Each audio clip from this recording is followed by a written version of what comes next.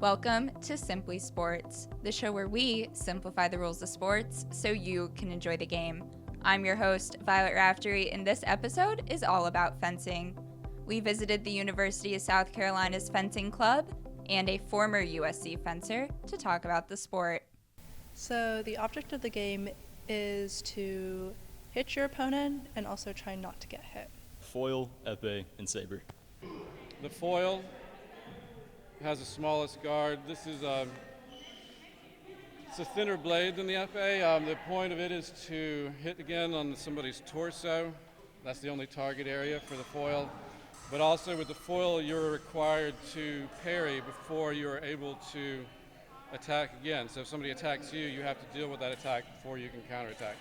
Epee is different. The entire body is a target, so the guard is much bigger because it has to basically cover your hand from attack. But you can hit simultaneously. There's no right of way as there is with foil and saber. Saber, again, it has a guard. It's more like a cutlass, sort of naval cutlass looking thing, and so you can hit with the edge, but again, only above the waist, and you can hit with the edge or the point, and that's the essential differences. So gear differs from weapon to weapon. It depends on if you need it electric or not. So this is electric for saber because saber is going to run electric up the entire blade. Epee has a little button at the end that will push. That's how the electric part of that one works. And foil just has electric through the blade as well. So if you're fencing epee, all you will need are your whites because it doesn't have to be electric, but you will need your knickers, which are for safety. One hit equals 1 point. Depending on the weapon, a hit will count as a point or not. So if you're on target, it's going to count as a point. If you're off target, it's not going to count as a point. But yeah, one hit equals 1 point.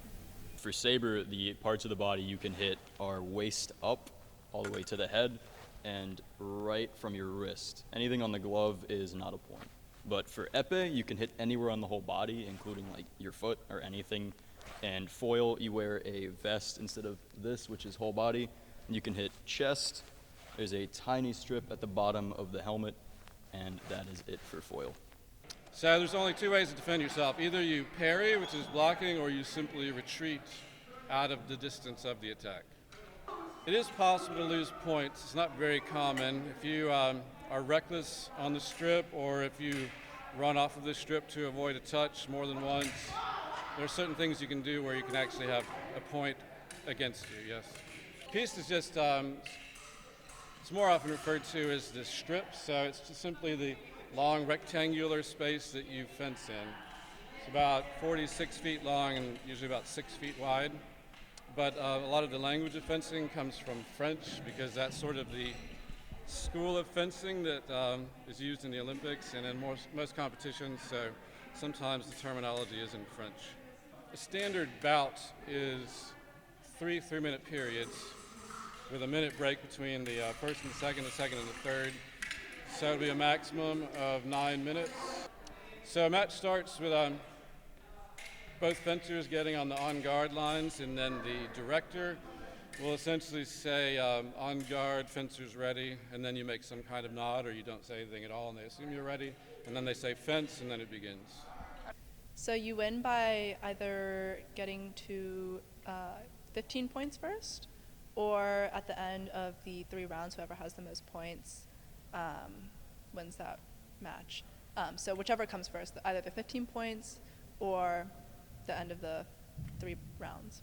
Our social media, I think, is at Gamecock Fencing Club.